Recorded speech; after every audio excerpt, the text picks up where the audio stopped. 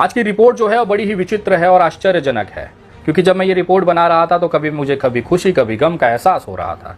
खुशी इसके लिए हो रही थी कि जिस समुदाय को लेकर भारतीय जनता पार्टी लगातार सोशल मीडिया से लेकर जमीनी स्तर पर हमलावर रहती है, वो समुदाय कितना सुखी और ऐश की जिंदगी जी रहा है। दुख इसलिए हो रहा था कि भारतीय जनता पार्टी जिस समुदाय को अपने कंधे पर बिठाकर सपने दिखा रही है, वो समुदाय वास्तव में दाने दाने को मोहताज हो रहा है।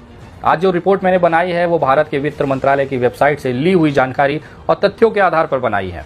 और आपने सुना होगा सोशल मीडिया पर लगातार बार बार मुसलमान समुदाय को, इस्लाम को गालियां दी जाती है और उनके लिए एक शब्द का चयन किया गया है जिसे आप पंचरपुत्र कहते हैं। पंचरपुत्र वो अपमानजनक शब्द है जिसमें मुसलमान समुदाय के लोगों को अपमानित करने के लिए बीजेपी IT सेल इस्तेमाल करती है। उसमें उनको ये बताने की कोशिश की जाती है कि तुम्हारे बाप दादाओं ने इस देश में केवल पंचर बनाए हैं, तो तुम भी पंचर बनाकर अपनी औकात में रहो।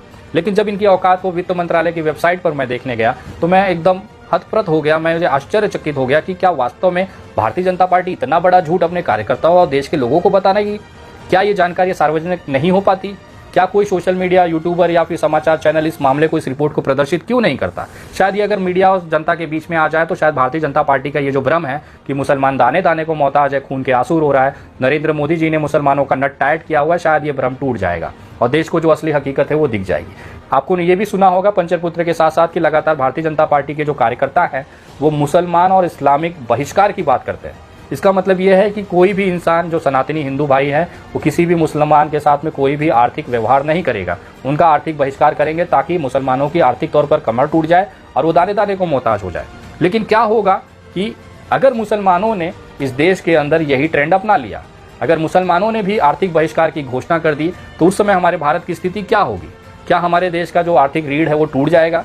क्या हिंदुओं द्वारा इस तरह के जो आर्थिक बहिष्कार का जो आह्वान किया जाता है, क्या वो हकीकत हो सकता है? इसी का विश्लेषण इस वीडियो में करने की कोशिश की है। भारत के अंदर मुसलमानों की जो आर्थिक स्थिति है, आज तक इसके ऊपर कोई भी रिपोर्ट आपको यूट्यूब चैनल या फिर समाचार चैनलों पर नहीं मिलेगी। मेरा एक ईमानदारी वाला प्रयास है, आपको बहुत छोटे में, मैं बहुत बड़ी विश्लेषण नहीं करने जा रहा हूँ, बहुत छोटे में आपको समझाने की कोशिश करूंगा कि किस तरह से बीजेपी, IT सेल और जो भारत सरकार है हमारे देश के जो हिंदू भाई और सनातनी भाइयों हैं उनको किस तरह से उनका बेवकूफ़ी काटते हैं और अपने आप को सत्ता में स्थापित कर लेते हैं।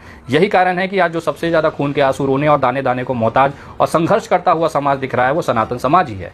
मुसलमानों की आर्थिक स्थिति की ये रिपोर्ट आपको दिखाने की कोशिश करूंगा और अगर ये वीडियो आपको समझ में आए तो ही आप किसी को ये शेयर करिएगा और लोगों तक इसको पहुंचाइएगा। तो आइए शुरू करते हैं सबसे पहले कि भारत के अंदर मुसलमानों के पास कितनी जमीन जायदाद है, मुसलमानों की हैसियत क्या है इस देश के अंदर, मुसलमान समुदाय का जो औकात है वो क्या है। बार बार ये सवाल सोशल मीडिया पे बीजेपी, IT सेल वाले पूछते हैं, तो आज उनकी औकात मैं आपको दिखाने की कोशिश करता हूँ। पूरे देश के अंदर मुस्लिम समुदाय कितना है? 14%। अगर इसे आंकड़े में माना जाए तो करीबन 19 करोड़ की मुस्लिम आबादी है। लेकिन आपको ये जानकर आश्चर्यचकित हो जाएंगे, चौंक जाएंगे कि पूरे भारत के तमाम राज्यों की जितनी भी संपत्तियां हैं, सरकारी, प्राइवेट, लीगल, इलीगल, तमाम संपत्तियों का जो सरकारी रिकॉर्ड पर है उसको अगर आप जोड़ दिया जाए, जिसे टोटल एसेट्स ऑफ इंडिया आप कह सकते हैं, वो 8% मालिकाना हक इस देश का मुसलमान समुदाय के पास है।